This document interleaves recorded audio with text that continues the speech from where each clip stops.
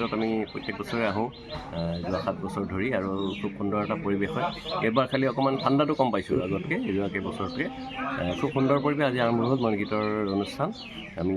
7 বছৰৰ পৰা কৌশিক নাথ আৰু আদিল হুছেইনৰ উদ্যোগত আৰু আমি লগত আছোঁ মই নয়ন প্ৰসাদ বিপুলজ্যোতি শইকীয়া উৎপল বৰপূজাৰী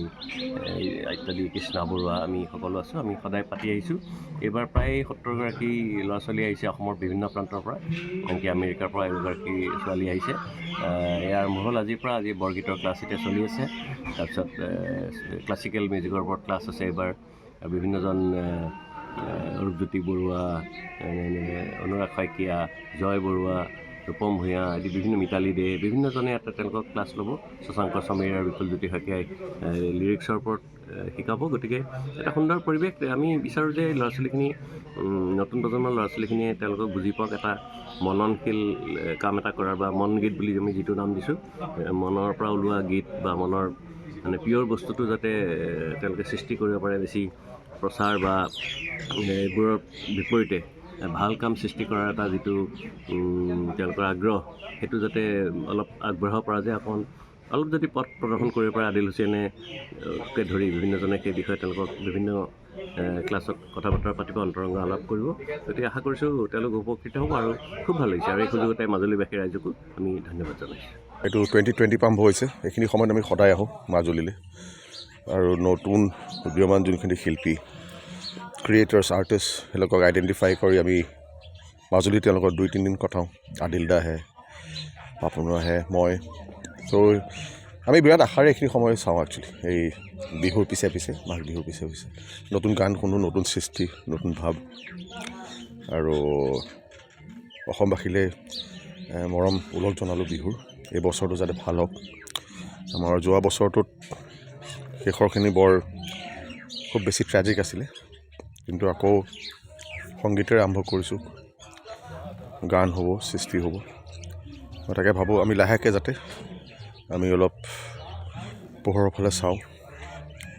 সকলোৰে শান্তিত থাকে মৰমত থাকে এই অনুষ্ঠানটোৰ জৰিয়তে অসমবাসীলৈ বা নৱপ্ৰজন্মলৈ কি মেছেজ দিব বিচাৰে মই ভাবোঁ আমাৰ যোনটো ক্ষতি হ'ল আমি সেইটো ভাবি সেইটো এটা উদাহৰণ লৈ কেনেকৈ ভাল শিল্পীয়ে ভাল সৃষ্টি কৰে আমি সেইখিনি কথাই মনত ৰাখিব লাগে মোক সেইদিনা কোনোবাই সুধিছে আমি দিল্লীত আমি এটা কনভাৰ্চেশ্যনত মোক উৎপল দাই সুধিছে যে লেগেচিটো কেনেকৈ লৈ যাব লাগে মানুহৰ লেগেচি ভূপেন হাজৰিকাৰ কথা আজি জুবিনৰ লেগেচিটো অকল গানকেইটা নোটে নোটে গাই দিলে নহয় সেই চিন্তাখিনি ভাল চিন্তাখিনি আগলৈ লৈ যোৱাটোহে লেগেচি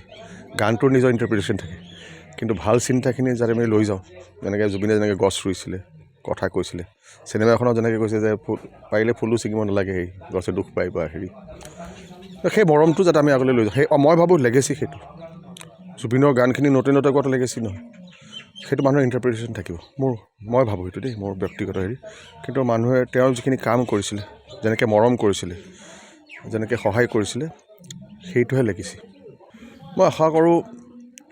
অসমলৈ আৰু অসমবাসীৰ মাজলৈ শান্তি ঘূৰি আহক আৰু জুবিন আত্মাই শান্তি পাওক আৰু মানে এনেকৈ ক'ম বুলিও বা ভাবিম বুলিও ভবা নাছিলোঁ কেতিয়াও মানে কোৱাৰো অভ্যাস হোৱা নাই কি ভাবোঁ বুলি জাষ্টিছটো পাব যিসকল ইৰেছপনচিবল আছিলে তেওঁলোকতো ধৰি থৈছেই আৰু যোনটো ইৰেছপনচিবিলিটিৰ কাৰণে যেনেকুৱা ধৰণৰ মানুহ মানে মই ভাবোঁ সেইখিনি সোনকালে হ'ব মনগীতক লৈ মানে আমাৰ মনগীতৰ গোটেই কথাটো আছিলে আমাৰ যোনখিনি নতুন শিল্পী সদায় আমাৰ এভৰি ইয়াৰ আমি ৰেকগনাইজ কৰোঁ তেওঁলোকক আমি যাতে এটা সহায় আগবঢ়াব পাৰোঁ in terms of consulting workshops idea মোৰ পাৰ্চনেলি সেইটোৱে মোৰ কাৰণে আটাইতকৈ ইম্পৰ্টেণ্ট যে আমি ঘূৰি আহোঁ এভৰি ইয়াৰ আমি নতুনখিনিৰ লগত কথা পাতোঁ কেনেকৈ আগবাঢ়ি যাব লাগে আৰু তেওঁলোকৰ লগত আমি থাকোঁ তাৰমানে ক'ত প্ৰব্লেম হ'লে এনেকৈ সদায় বোলে জয়দাক ফোন কৰোঁ সেই হেল্পটো সদায় থাকে কেনেকৈ কৰোঁ বহুতৰ আমি পাৰ্চনেলি গানবোৰ শুনো ইয়াৰ পিছতো গানখিনি ক'ৰবাত খেলি মেলি হৈছে বা চিন্তা এটাত হৈছে বা বম বুলি কৈছে কিবা যিমানখিনি পাৰোঁ আমি থাকোঁৱেই তাৰমানে মইতো থাকোঁৱেই সেই এই সময়খিনি আৰ্টিষ্টখিনিক এই যোনটো ট্ৰানজিশ্যন কেতিয়াবা ভাবে মই কৰিব পাৰিম নে নোৱাৰিম সেইখিনি যোনটো সহায় লাগে সেইটো কাৰণে আমি আছোঁ আৰু সেইটোৱে পৰিকল্পনা যেন আমি থাকোঁ মোৰ কাৰণে সেইটোৱে কথা